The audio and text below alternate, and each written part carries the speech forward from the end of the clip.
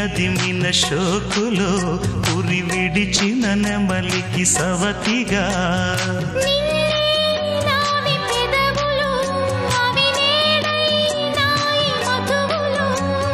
రెండు నాయి తనువులు అవి రేపవ్వాలి మనువులు